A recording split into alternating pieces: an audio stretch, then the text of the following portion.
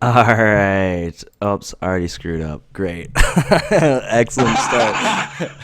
How's it going, everybody? And welcome to another crazy, wacky episode, technical issues ridden episode of On the Block. I am one of your hosts, McCrae, and with me is Spencer, as always. But tonight, more importantly, we've got the man, the myth, the legend, Dallas from Big Brother Canada 4. How's it going, Dallas? It's going, baby. It's going. I just want to say thanks for having me, guys. This is one of Absolutely. my first podcasts I've ever done, so I'm just happy to be here. Uh, and it's only natural that we get you into it by having technical difficulties right off the start. You're gonna you're gonna experience a lot in the podcasting world. Maybe not actually. Maybe it's just us. But yeah. But But uh, but but now we're gonna bring you back just again to talk about your game, have your game breakdown with us. That we'd like to do every season with the house guests. But right now we're just gonna talk about the episode and kind of talk about what you've been doing for the past week. Why don't you tell everybody what you've been doing, what you are aware of now, what you know, what you think, and what impressions of maybe certain house guests have changed. Oh man, well, first and foremost, since I've been out, I've just been spending time with my friends and family. Taking everything all in. You know what I mean? Everything from social media to your friends and your family calling you. Everybody and their dog. You know what I mean? You just want to have coming some out of kind the of woodwork. opinion. Yeah. Yeah, so I'm taking that all in. It's crazy. I went to go get a haircut. My barber wanted to, get a picture with me. So I'm still getting used to that kind of like limelight. But, in the same sense, trying to be, as, grateful of the position I was in, taking pictures with fans and, just trying to be as nice as possible. It was tough being evicted. I definitely thought that there was a chance that there was going to be a 4-4 split. Tim was going to give me the nod. There was big Absolutely. plans in the future, but unfortunately, Nikki flipped within an hour. She flipped on me, and personally, I think she's probably the most irrational player inside that house to date. And to have my life inside that house in her hands, it was scary, man. It was Well, so that's a scary. bummer that literally your life was in the hands of a player that's not from Canada, which would annoy me. One. The other thing Yes. about it is that like she embodies wild card to the utmost. Like she is wild card. Like you never know. It seems like from the outside perspective, you don't know what she's gonna do. She could turn on a dime. She changes her mind with the wind, how the winds blow. Maybe I don't know. I Uh, guess that's just what you Dallas, what did you do to elaborate. try to bridge the social gap with Nikki? Was there any connections that you could make, and if so, what were they? Well, I don't know. I rubbed the girl's feet. That was a suicide mission right from the get-go. But I think Nikki and I got off on the wrong foot because she had a meltdown inside that house one night. And me being the big loud East Coaster that I am, I was mocking her inside the pink room, and me and Maddie were just sitting there in stitches laughing. And sure enough, she just pops her head in to see who it is, and there I am just laughing my ass off in this British accent. And but between then and there, I've had a lot of talks with Nikki. She told me when Maddie was replaced as a nominee that she couldn't stand Maddie. She thought she was phony. She thought that she was up Tim's butt, and you know how she gets with that. And basically, she told me I deserved to be there an hour before the eviction when we're all sitting on the couches. She told the whole house that. She goes, "I'm sorry, Maddie. I'm gonna have to vote to keep Dallas this week. He deserves it." And immediately I was just like, "Nikki, believe me when I tell you this, girl, my loyalty will go a long way with you, and you're forever off my radar." And I think Mitch got into her ear, man, and basically, when I heard Arissa say from a vote 3-5, you could see me just shaking my head saying, "Yeah, Dally's time's, expiring really quick here." Yeah, the clock's ticking when Teresa's talking. Yeah, Yeah, Yeah, I no, yeah. but like, you've said that you would have been loyal to Tim, Cass, Nikki, and the Bros to the end if they'd kept you, right? Yeah, absolutely. But you know what? I would always try to drag Joel as far as I could with me. I would have told them, they didn't really necessarily want to work with Joel. Cassandra liked Joel, so we had that in common. But yeah, Joel was one of my, after Maddie did what she did and I could see Ramsey up her butt, I was just like, you know what? These guys don't deserve the kind of game I can, bring to the house. And, you know, I had to start looking elsewhere, you know, because we all seen what Maddie wants to do. She thinks she made the biggest move in the Baby Can history, but I think it was the most selfish move and the most ridiculous move. Yeah, everyone on the outside definitely felt sympathy for you on that one, I believe. I felt sick to my stomach, man, you know. Yes, that was a huge misstep. You really didn't get a chance to be able to try to work your alliance through that huge miscalculation on Maddie's part, because obviously the next week it was block time. So, like, what would you have been able to move forward if there'd have been another replacement not made and you'd been able to stay, Maddie and Ramsey been able to stay with you? Would you have been able to go forward at all? Would that even been possible? To go forward with Maddie and Ramsey? With Maddie and Ramsey. No, you know what? I had discussions with Ramsey, like, I'm going to be clear about it. Like, me and Ramsey, you know, I got a lot of love for the guy. I got a ton of respect for the guy. You know, we're going to hit it off when he gets outside the house. But, you know, he left the brother hanging in that scenario, because everything from day one, any knowledge I knew, I displayed it right to Ramsey. He was my right-hand man, you know, and it's just like when I try to tell him, like, man, if you want to win competitions, I said, you have a better chance of winning, you know, an HOH back-to-back with me versus Maddie. She's a target for you, bro. We see what happens to showmances in this house. And, you know, basically I try to convince him, but, you know, when Maddie hops in bed with you, man, she sucks the life out of you, so I can't be too surprised. That's true. That is the truth. Can you comment on that, really? Because, I mean, we haven't really talked to anyone else in the house, but you're our first, like, real insider perspective. I want to know the jump of Maddie being in Nick's bed, going to Ramsey's bed. Where did you see this? Like, how did you see it kind of happening? Did you even, like, take note of it? Like, was it too late? Oh, man, I was two beds over, man. I seen it all. I would have the bandana over my head trying to go to sleep, and I'm hearing like them just kissing and sucking neck, and I'm just like, man, you know, I think Maddie did it so she could feel close. She could have a social connection. I understand that. Do I think she went a little far? Yes. You know, do I think that she played Nick? Yes. Do I think that, you know, Nick's a good guy and he finally got to see it? I exposed it right in front of him. But for her just to go hop right into Ramsey's bed right after Kelsey got evicted, I just felt like she basically wanted to get all the girls out, so she was the center of attention, man. I really get that vibe, and it's been a catty, mean girl season. You guys, you know, 5 girls being evicted, bang, bang, bang. You know, and to be honest, the guys are sitting there thinking we're about to have a frat house because these girls are just going to keep running after each other. Yeah, absolutely. You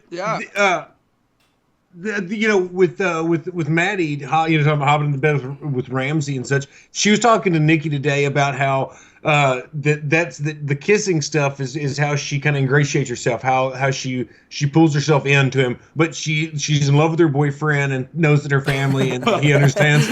And I don't like, he's a good dude. I don't know. She seems like that. She's that type of person. I think we all have seen that type of person that, like, the way that they get into social circles, the way they get into anything is like, I'm just gonna start dating someone. Like, a girlfriend is like a thing you just buy off the shelf at a store. Like, to those. You know people. what, guys? You know what? It's all fun and games until someone gets a cold sore, man. It's like, man, if that's the game, if you want to kiss everybody in the house, you know, but what happens when you got to go to your boyfriend's, like, Thanksgiving and mom and dad, you know, that I can't believe that she's still planning. Like, I cannot believe that. It's gonna make it a little awkward. Yeah, absolutely. You know, just to sit there and, you know, have your head held high and have dignity. Look, I know it's a game, and, you know, the outside world and the inside world, they're two different things. I get it, but I think Maddie was, you know, I wasn't kissing up on her. I wasn't, like, you know, trying to be in a showmance with the girl, and I still looked out for her. So it's just like, it goes to show you don't have to do that approach. You know what I mean? You know, Dallas, it seemed early on that you kind of attached yourself, your game, but not to put it in this nutshell at all, but like being Maddie's shield was kind of a part of your strategy. Is that true? Would you say that? Is that fair? Well, it's hard to say, man. I knew fairly early that it was going to be me versus Jared. And, you know, Jared brings Kelsey and Raul, and, you know, my posse consisted of Maddie and Ramsey. The thing is about it is just Chelsea, Raul, and Jared. They're willing to die for each other in a sense. In the game, they have each other's back to the end. But where my posse, they didn't want to have my back to the end. So where I made it, when I made it blatant, they got cold feet and they jumped ship. You know what I mean? So loyalty, it goes a long way in that game. And, I'm envious of Jared, Kelsey, and Raul because they had something I couldn't find. Mm-hmm. And it's unfortunate that Maddie kind of just, like I always said right out, I was like, I'll be your big brother. I'll be your advocate. I'll be like, she would come to me for advice for things. And like to throw a guy like me under the bus when she did, I was lost for words, man.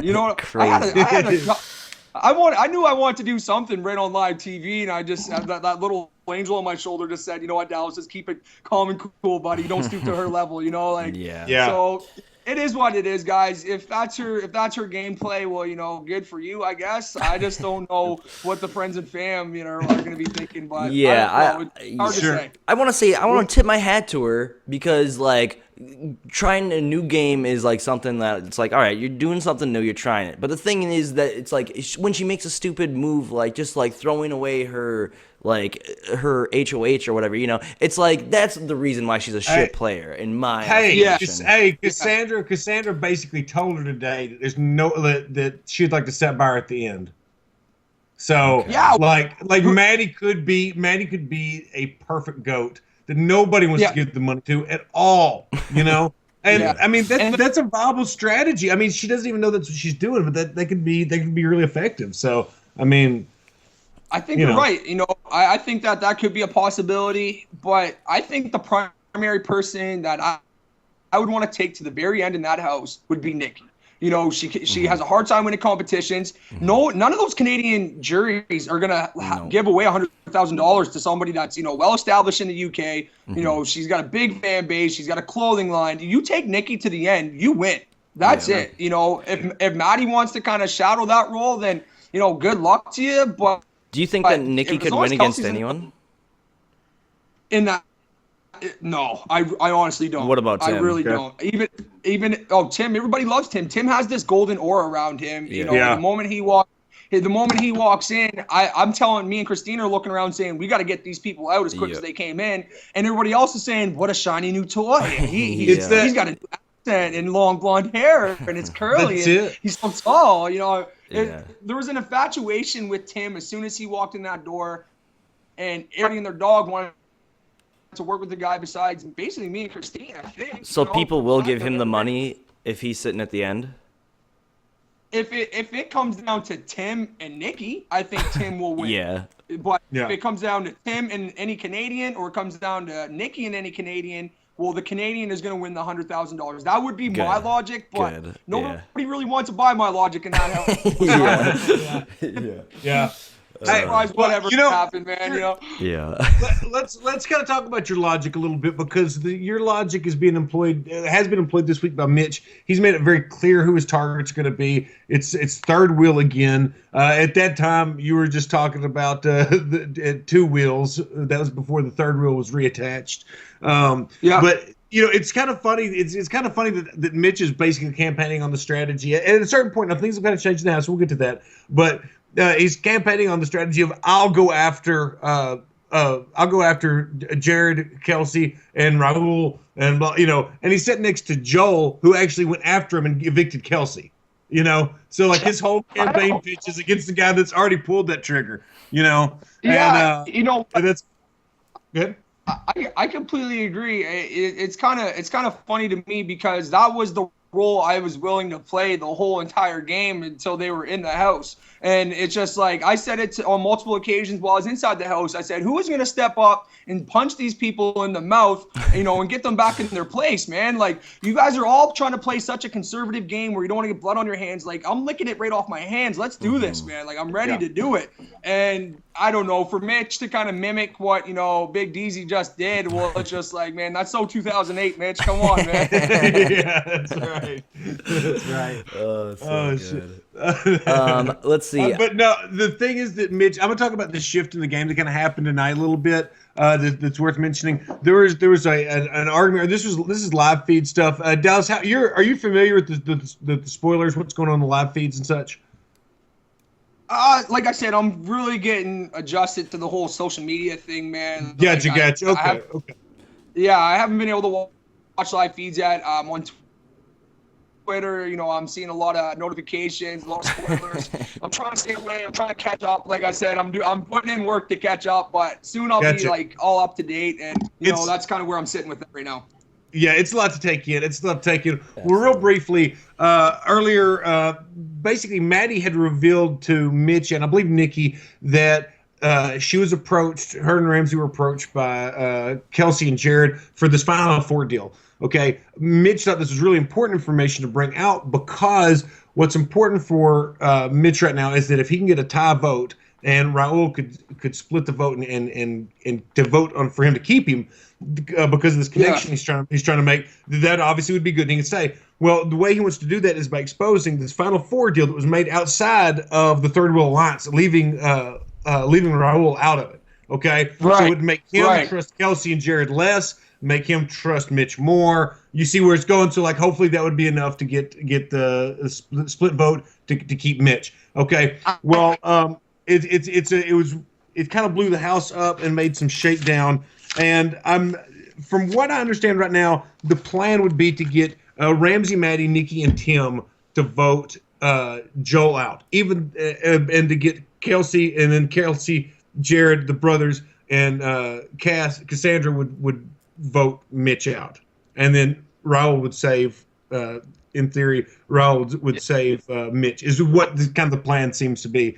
It is pretty far fetched. It probably will not work. It would be pretty amazing if Mitch did it. And if things have changed since the episode's been on, I've not been familiar. That should keep everybody up to date for today's date, April 6th. Pretty much is a good recap. But it's kind of an interesting thing because Mitch pointed out to Tim that what this whole fight did is it exposed that Cassandra and the brothers defended the Third Wheel Alliance. So it shows kind of where they feel about how they make deals, how they do things in the house, and showing kind of where they're at. So now there's some kind of interesting. Mitch is smart enough guy. He's kind of pulling out a lot of stops, and I'm glad to see the boy fighting. And Joel, in the meantime, doesn't have to do much, but he needs to kind of watch out because Mitch is slugging out, man. Yeah, you know what? I give a lot of credit to Mitch. I had some interviews last week where I just got out of the house. I didn't get to see my phone in the social media aspect, and they asked me who do I think's gonna win. I said I wouldn't be surprised if it's Jared and Mitch to the very end. Mitch is playing a flawless social game. Well, until I guess this big thing happened with Kelsey. But I'm still baffled why Raul, I knew that he was so tight with Mitch. Why do you put him up for a pawn? Do you not know pawns go home, bro? Like, it's just the logic in that house sometimes would make you want to hit your head across the wall. I have a hard time figuring out why they would want to do that. I hate to see Joel on the block. I'm really pulling for Joel. But Mitch, I think Mitch might go home just because people are really starting to catch on that this guy is definitely here to play, man. And social game, that gets you really. He's hands down the most likable guy inside the house. He doesn't ruffle feathers. He's basically just a fly on the wall. You don't even notice. You know what I mean? Everybody. He's very even keel, and even like one thing I noticed while I'm watching the feeds is the cadence of his voice almost seems to kind of pull you in to what he's saying. And and Mitch has played until this twist where he was able to be watched in his environment as he was working. It caused a lot of trouble for him. So, what did you think, dude? Let me get you. Now I want to hear your opinion on Arissa Cox has you out there, and then she starts talking about this fake double eviction. Well, was your head not exploding, saying, "Let me get back in the house. What's going on?" That kind of teased you a little bit there, I thought. Oh man, Arissa, she's sitting there and said, "Well, there's still one more thing I got to tell you." And the first thing I said is like, "Get me back in that house, man." That was so good. Yeah, that would be just the Big Brother gods giving Dally Boy a gift, and. Unfortunately, it didn't work out that way.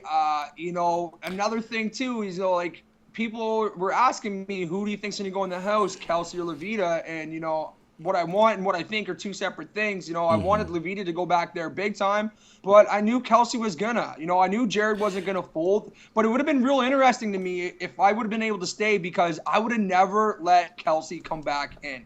I would have stayed. I would have fought for hours and talked for days if I had to make sure my point got across that Kelsey was not entering that house again and Levita was, so I can regain, somebody who I just lost. And then, you know what, Maddie, if it came down to it, you're going on the block, girl. I don't know if it's going to be the next HOH that I win or the next one that Levita wins, but we don't forget things like that. But unfortunately, things just didn't work out the way I wanted them to. But that's why I'm talking to you guys. Here's like, it's kind of I hate when people ask you like, what do you regret? But like, I do want to kind of talk about this, and it's you did win like 2 big vetoes, and you were a big dog showing it out, guns out, vetoes out, baby, and you're like, oh, I'm gonna make a big move. I know exactly why you didn't make a big move. Do you think that if you would have tried to like do anything, do you think you could have aligned some people a little bit differently? Could you have made some changes to your game? Do you think, is that where you think you could have made some changes? Do you think you could have made some changes anywhere in your game? Oh man, absolutely. You definitely have a reflection period after you get evicted. Oh, you're gonna have years of reflection, bro. Yeah, get ready. Welcome to the sun. Yes. Yeah. And it's the process has already began for me. I said it day one after I left that house that my biggest downfall was I just couldn't find people that had displayed the same loyalty and had the same agenda, that didn't want to play such a selfish game so early. Yeah. I'm a kind of guy, if I'm in alliance with 4 or 5 people or 3 or 4 people, that if we have a common target, I'm all on board. It's not about person rated there. As long as we got the numbers and we got people that are backing each other, that are willing to do so, then you can go a lot further than I made it in that game, and that's clear, but I had people that just want to jump ship. But to touch on those things about the POVs, this is basically the cards I've been dealt, man. So Levita, her best friend just walks out the door, Shari, from the hands of Jared. And, with Jared comes Kelsey and Raul. So the whole house is thinking Levita's going to put up, in retaliation, Jared and Kelsey, or whatever order you want to work it out, that Raul's in there as well. And everybody's going to be la-di-da. And she comes down and she swipes up. And the moment I seen Christine, I was thinking, whoa. Not like, why Christine? Why? She's not a great competitor. Why should we get rid of her this early? Yeah. And then right next to her was Cassandra. So I'm like, okay, well, I didn't really get off on the right foot with Cassandra. I got a ton of respect for her now. I love the girl, but there's bigger fish to fry, in my opinion. So I win the POV. I go up and talk to Levita. Initially, I wanted the brothers backdoored because I felt like they were gonna split before jury. That was one of the theories I had. And then she shot that out of the air. And then when I tried to get Jared backdoored, she already cut that deal with him. So it's just like, people could sit there and point the finger at, oh, why didn't he do it? Why didn't he do it? There was a lot of talks about backdoor that week where I was still so close to her that, do I risk it? Christine and Cassandra, they're not on my corner. So either way, if they go home, it's still a plus. It's not who I want out. It's not my target, but I can't get into the HOH's head and make her replace that nominee for what I wanted as a POV holder. So there's more to it. You can just say here, oh, you should have did it. You should have did it. But of course. You don't know. What if she would have put up my best friend in the game, man? You know what I mean? She already cut a deal. I know exactly why, but I've seen that so much on the internet, like people being like, what the hell, big dog? I don't know, whatever. Fuck them. Fuck all those people. Man, and that's the thing, man. Yeah. It's just like, what you see is like, yes, the guy that wants to use power vetoes, yes, I'm getting 3 POVs to get 1 HOH to set an example. Yeah. You know what I mean? Basically. Exactly. Well, the more you keep talking about like this season, the more I'm starting to realize like this is a fucking ridiculous season with like Levita's nominations of not like going into retaliation. Like this season has been set up for warring sides of a house, but like everyone kind of is just pussying out like when it comes time to start spilling blood. It's just very, very odd. But I also kind of want to talk about Cassandra. You had a weird. I think that was one of my favorite relationships in the house to watch. You two together were just like 2 siblings, and it was always just amazing, just gold. Kind of, I guess, we don't want to get too much into it because we want to save some for the recap. But like, what is your relationship with her? Like, where did it go to? Yeah, I'm not gonna lie, man. You got 16 people, 16 different personalities, big personalities. Yeah. Me and Cassandra's personality, we just didn't jive right at the beginning. I thought there was something about her that wasn't like real. I didn't. She had a lot of accents that she would come out of nowheres, and she would start shaking her head around and dancing. She was just wild. You know what I mean? But I've grown to appreciate her for who she is and what she's all about. And from week 1 to 3, I was like, well, I voted to get her out, and if I won HOH week 1, I probably would have put her up, It was just, I didn't get off to the right foot with her, but the more that we talked and the more that she seen that, she kind of respected my style of play, we just started to jive. By the end of it, I was making her dinners and, like filling her in, and she really campaigned hard for me, the week I was gone. So it's just like, I have a ton of respect for her. She tried her best. It just came down to Nikki at the end of the day, but it's funny because the first couple weeks I didn't like Cassandra, and then I really liked Maddie. But as that shifted, the last couple weeks I really hated Maddie, and then I really started to like Cassandra. So it started off on the wrong foot, but I'm like, I got a lot of respect for her. Yeah, It's absolutely, cool. excellent. Hey, talk to us a little bit about when Big Brother announced that the brothers were not going to split. Talk about that. And what did that was basically the saving grace for the brothers, because me and Jared, we had conversations where we said, you know what, Dallas, we can sit here and gun for each other all we want, but what if we had a common target? We get the brothers out. Jared didn't trust them. The brothers were just kind of like, well, basically this. Phil is the brains. And, Nick is just basically the little brother that does competitions every once in a while. You know what I mean? And it's crazy. So it's frustrating in that way. And we always thought that, the U.S. just had a twin twist. Maybe Canada's kind of, going to kind of go off that note a little bit. So we absolutely thought they were going to split, and we wanted to get them out. So, we started campaigning a little bit, saying, hey, before everybody's starting to lock eyes on each other, why don't we just get these brothers out of here before they do have 2 votes? And they got a bond that came into this house as brothers, where we all came in as strangers. They got each other's backs to the very end, no doubt.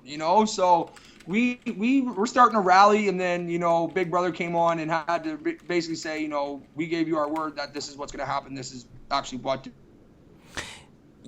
So we had to back off, and the brothers were extremely happy. America, we had a call out, or like Big Brother would come over and be like, you are not allowed to use production as strategy. I think that's what that kind of falls under, using production as in like, you're like, okay, well, they're gonna split. Like I think that's fucking super smart, and that's like using the bounds of the game, using it as helping you out. I don't know. I think like, yeah, it's probably good for Big Brother to be like, oh shit, like this dude's outsmarting us even. Like, I think that's kind of cool. Guys, it came down to like crazy things where Paige's card wasn't up anymore, and there was a big gap. There was about 3 or 4 feet of gap between like the A-frame and Mitch's card, and it was just like, man, they're leaving room for Nick to come in here. They took Paige's down.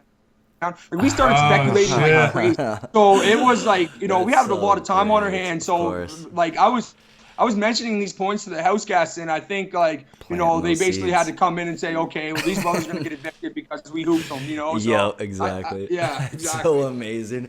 They're probably cursing you, fucking Dallas. Oh yeah, and they, it's funny because we were sitting in the hot tub. It was Tim, Cassandra, Nikki, and myself, and the hot tub area, and we were all discussing these key valid points. And who's sitting at the doors listening to the whole conversation? Phil.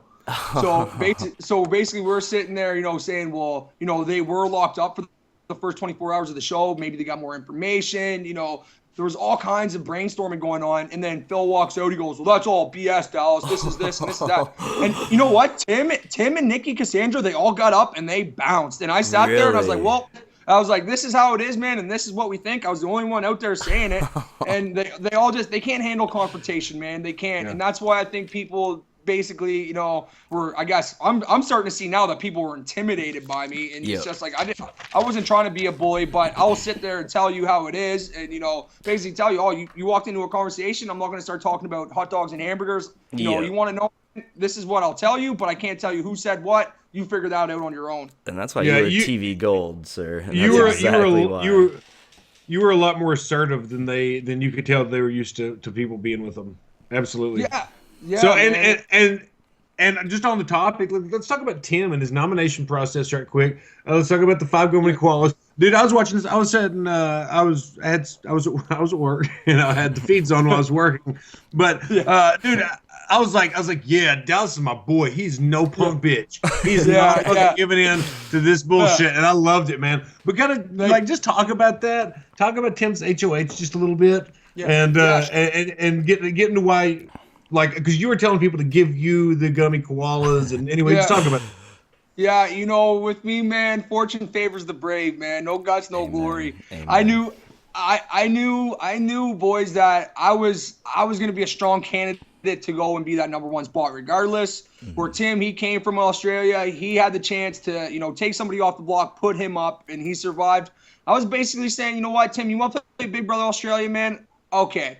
I'm not going to vote. I'm not going to basically partake in your games and tell you my dirty details like the rest of the house did, which I was mind-boggled again about. But, I basically said in front of all the house guests when he had that pitch, and I said, guys, we don't have to do this. We can be solid for once, all of us as Canadians, and say, Tim, we're not playing this game. Get your hands dirty. Let's see what you're all about. But you know what? Everybody didn't want to roll those dice, man, and they just gave him information upon information that he's just sucking in, and everybody's so oblivious to it. It's just hard to be there when that kind of stuff happens, man. It really was. Yeah. That was a tough one. That was. I felt so bad. I felt so bad because when you because there's a lot of gummy koalas when you see them all in a row. It's kind of yeah. Even Tim, he said, Dallas by 25 koalas in the 5-year-old. He's like, you had a total of 30. I just put my hand in my mouth. I was like, whoa, 30? I was like, 30 of those things? I was like, I hope I get to keep them at the end, man. Damn. Yeah. Oh, hey, you gave basically a little Hulk Hogan action shout out when you got nominated. Yeah. Was that intentional? Was that intentional Hulk Hogan action, or did I just pick that up? This is the thing, man. I had a little bit of Ric Flair in my POV. Yes. I had a little bit of the Hulkster. The thing is, man, it's just like at that given point where everybody was so sketched out and tense, and basically they don't know where the koala's at. Ramsey had tears because Cassandra put 4 on him. It's just like I couldn't do it, man. I was just like, I need to lighten up the situation. I put a bandana on, a bow tie, some dog slippers, and a white beater with some I don't know, mustard on it, man. And I was just like, I'm gonna have fun, man. The Speedo, it's just like you guys are so tense. I'm the one that's going on the block. I know I'm going on the block. Like, this is, just chill out, man. Let me do the work in here. Like, that Hulk Hogan had a pretty good month while you were in the BB Can Grand, don't you? He won He won like $155 million in a lawsuit against Gawker or something crazy like that. So holy smokes! Yeah, he won a shitload of money. I'm gonna have to tweet him. I'm gonna have to tweet him. Holler at him. Find that GIF. So anyway, that's so funny, man. Well, but hey, let's put the bow on this thing and wrap it up, man. Dallas, we're definitely gonna have you back on, brother. And here in a second, we're gonna when we all hang up, like when we tell everybody goodbye, that's to the audience. But stay put so we can talk to you a little bit after the show. But anyway, make sure you follow me at Spencer B. Clausen and subscribe to our YouTube channel. Please go to Patreon. We've got lots of good rewards there. We're trying to build a bigger, faster, stronger on the block. And we can do that with some fan funding. We appreciate any money that you can throw there. We appreciate the support. We've got new pictures, and I'll grab one of those here in just a second. Yeah, you can click on the top right corner of our screen and click the little button that says Patreon, and you can support us there if you're looking for the link. But you can also follow Dallas at Dallas BB Can. It's at DALLAS BB Can. And that's on Twitter. Do you have any other social medias, Dallas? Just my Facebook page, Dallas Cormier on my Facebook page. But one thing I do want to touch up on, guys, is that, Levita and I have been talking pretty close. I think we got something up our sleeves for all the fans. So, just stay tuned. And I think that, I think you guys will be very, very happy to see what we have on the planned. Excellent. Good. Yeah. Absolutely. We will definitely promote that as much as we can as well. Sure. So, stay tuned for On the Block. More of that. Yeah. Guys, I appreciate it here, man. It's been a blast. Oh, absolutely. Yeah, absolutely. But everybody, like I said, our Patreon reward, we've got like this picture. We're going to get autographed. Dallas, wish you could see it. This is brother. But it represents, it's Survivor with all the fixins, the Shield Show, and On the Block. And we're all going to get the sign while we're at Reality Rally. And what's that? I said Dallas doesn't know or give a shit. No, I'm on board, man. I'm on board. All right. But anyway, everybody, make sure that you do subscribe and follow for more stuff. And we will be back next week with the Reality Rally update and more recaps and Big Brother awesomeness. Yeah. Once again, thank you again, Dallas. It was an absolute pleasure, and we can't wait to have you on again. Yeah. Likewise, guys. Take care. Yep. Excellent. Yep. Stay put, Dallas. Thanks again, everyone. And we'll see you all next time on the block. Take care, and bye-bye. Bye.